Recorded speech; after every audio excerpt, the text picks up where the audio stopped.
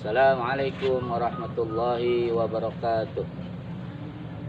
Para sahabat Al-Baqiyah TV yang dimuliakan Allah, selamat berjumpa dengan saya Syekh Heri Syarifuddin dari Pondok Pesantren Sabiur Rahim yang akan mengisi program metode praktis membaca kitab kuning sistem 17 jam yang disebut dengan metode Sabiur Rahim.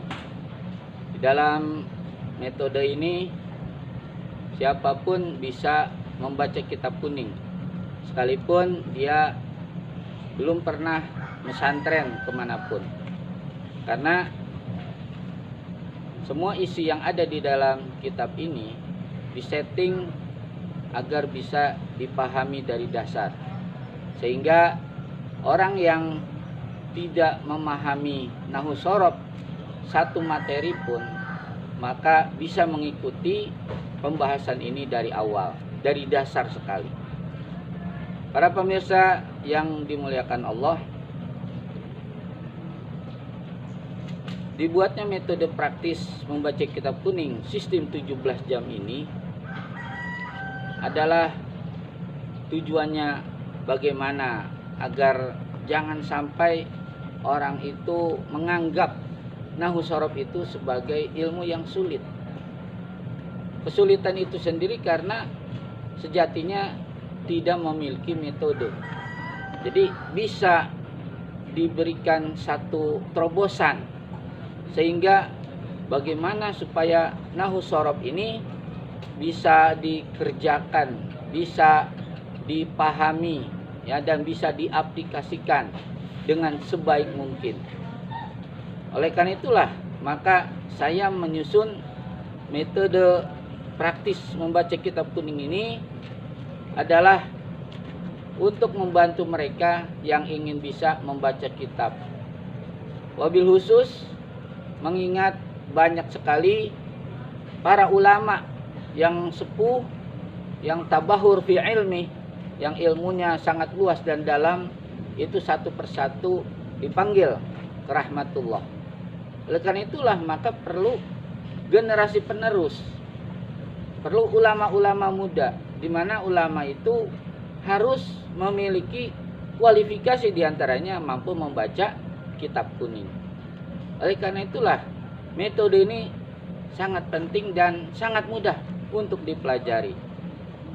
Maka pada kesempatan pertama ini saya akan menjelaskan kepada sahabat Al-Baqiyah TV sekalian bahwasanya membaca kitab kuning ini mudah kalau kita mengetahui metodenya. Nah, saya akan mengantar sahabat-sahabat sekalian agar mudah di dalam membaca kitab kuning dengan mengupas materi-materi yang ada di dalam buku ini.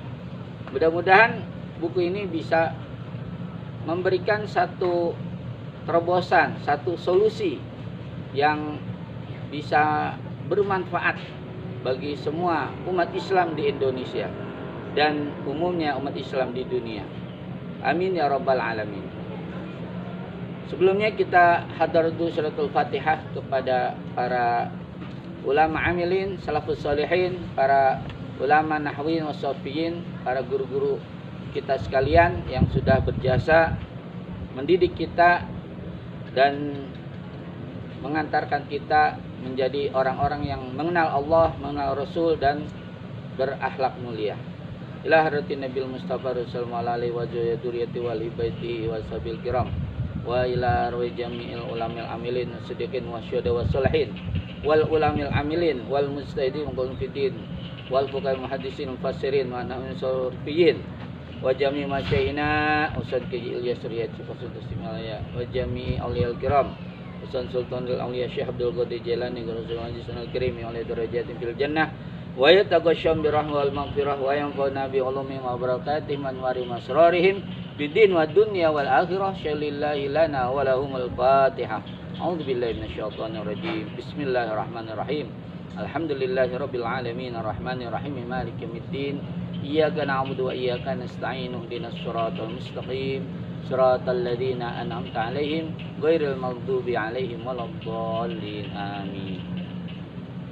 para sahabat Al-Baqiyah TV yang dirahmati Allah. Berikutnya saya akan menjelaskan terlebih dahulu pengertian sederhana tentang nahu dan sorof.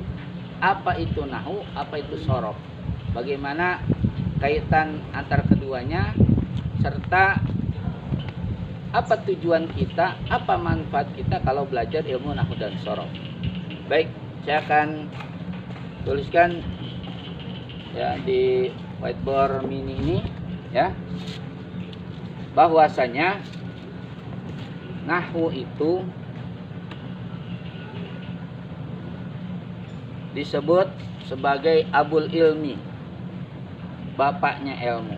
Kalau sorof ya, ini umul ilmi, induk segala ilmu. Nah, ini adalah isi dari Qawaidul Lughatul Arabiyyah, tata bahasa Arab. Tata bahasa Arab. Nah, ini isinya nahwu dan sorof. Kalau nahwu itu ilmu tentang apa? Ya, ilmu yang membahas tentang baris akhir. Baris akhir atau i'rab. Nah, baris akhir atau i'rab ya. Kemudian ilmu yang membahas tentang posisi atau jabatan kata ya, apakah menduduki jabatan sebagai mubtada, sebagai khobar, isim inna, khobar inna, isim kana, khobar kana, maf'ul ke satu zona atau maf'ul kedua zona, dan seterusnya.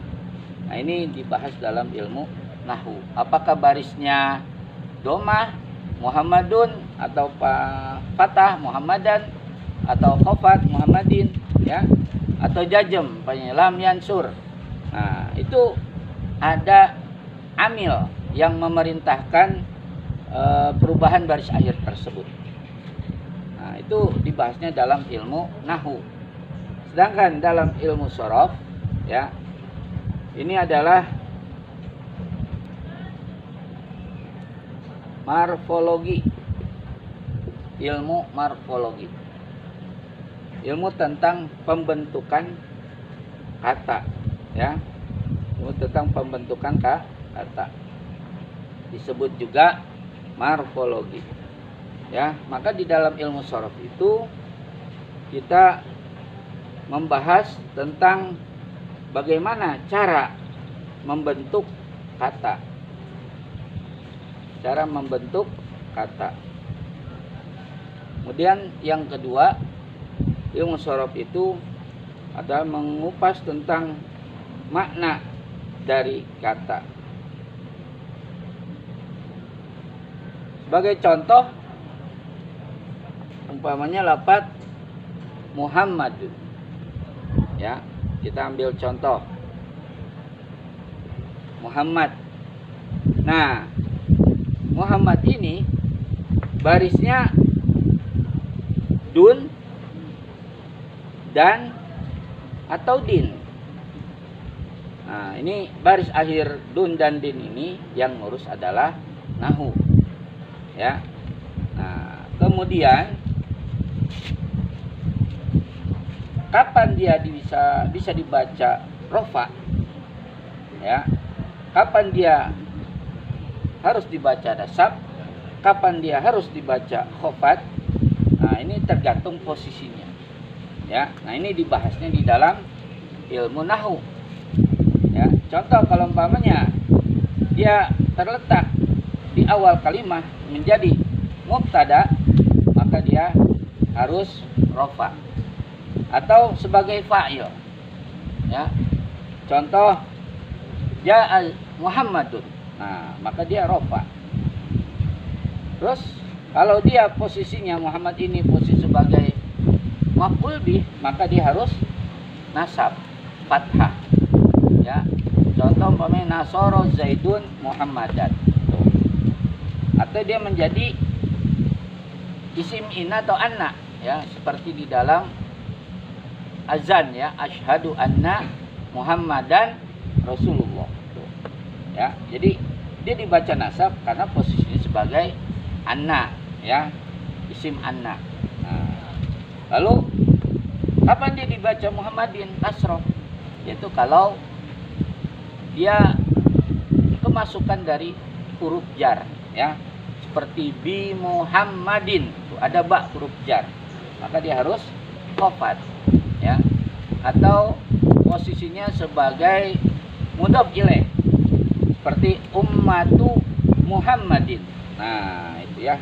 Jadi ini baris rofa, nasab dan khofatnya itu diatur tergantung kepada posisi dari Muhammad ini. Nah, itulah gambaran yang dibahas dalam ilmu nahwu, ya.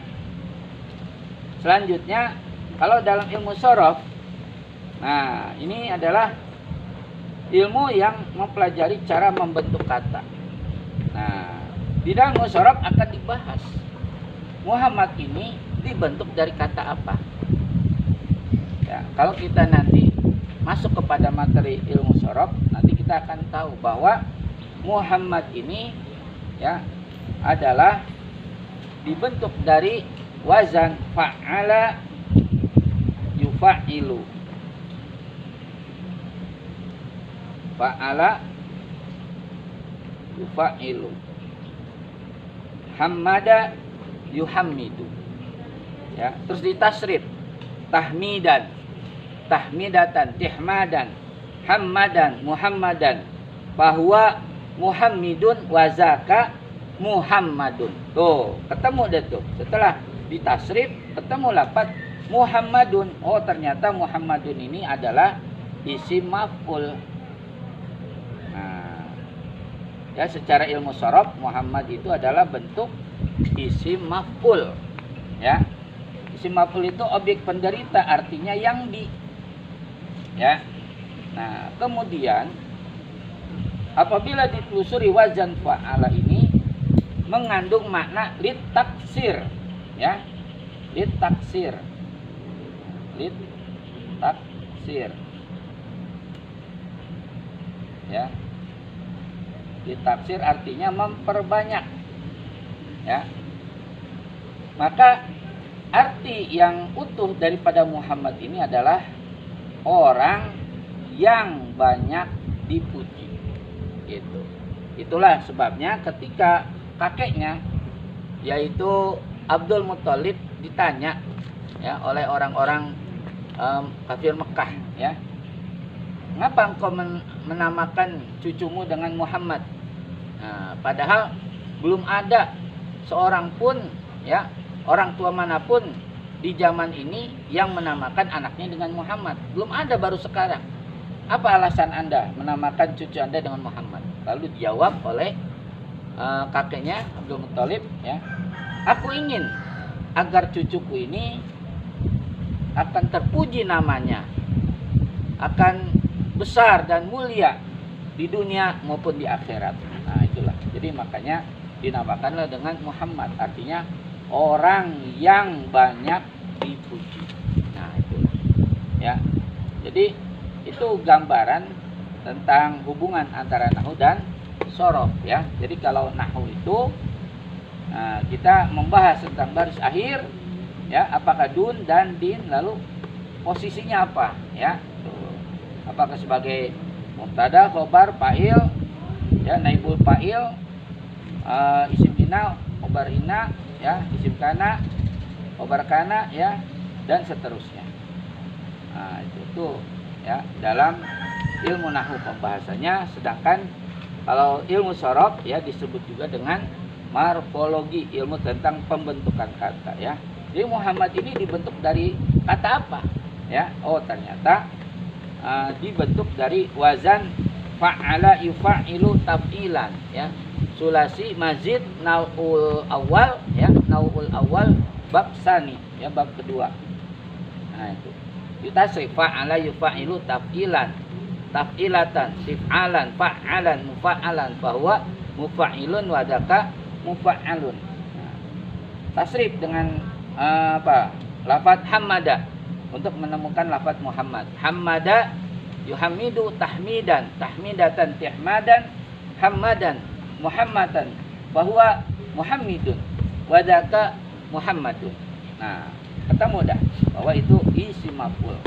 Ya, artinya yang dan maknanya taksir, makna fa'al taksir, jadi orang yang banyak dipuji.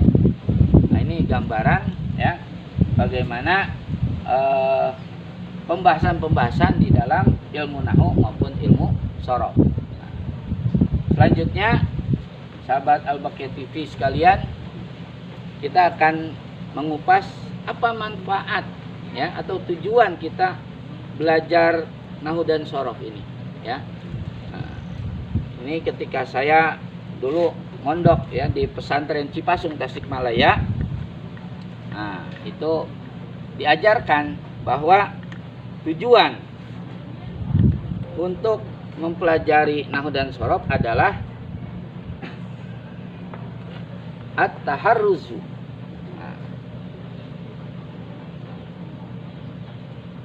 At-taharruzu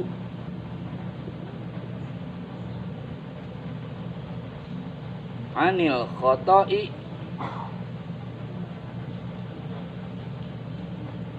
fi fahmi kalamillahi wa rasulihi.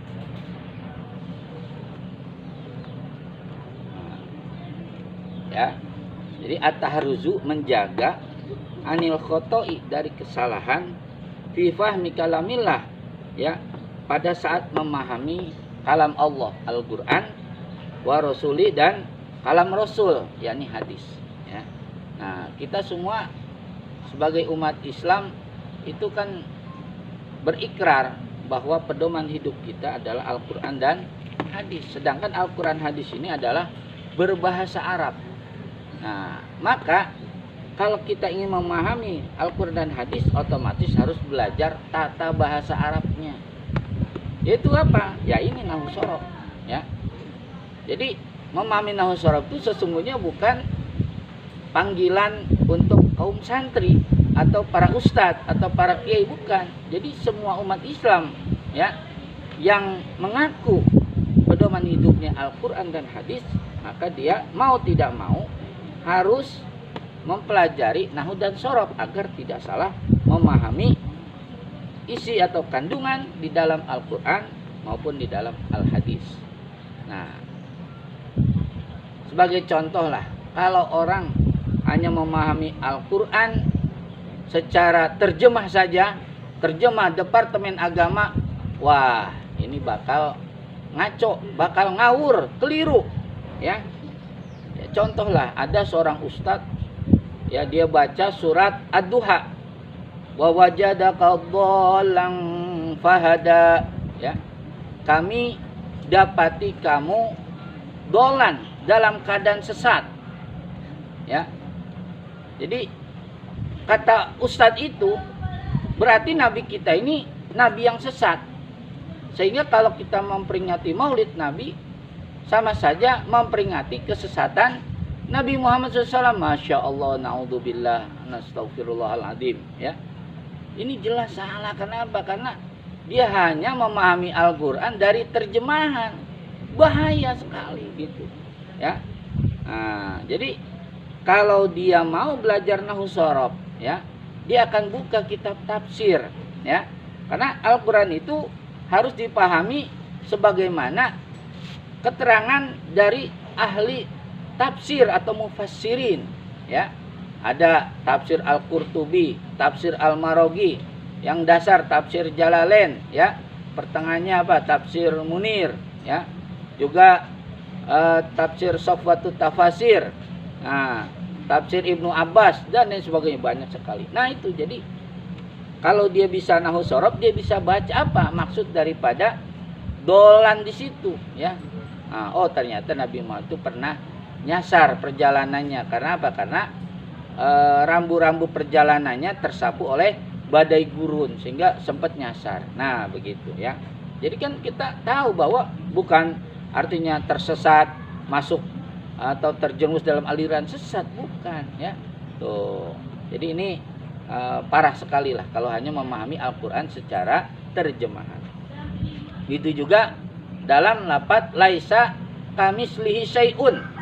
Ya, laisa kamislihi syai'un.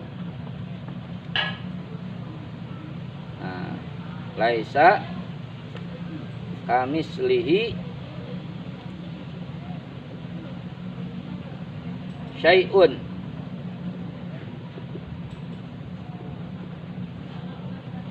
Ini kalau diterjemahkan secara harfiah, ya, itu artinya apa? Tidak ada yang seperti Allah, sesuatu apapun. Jadi jangan diartikan kaf ini li ziyadah, penambah.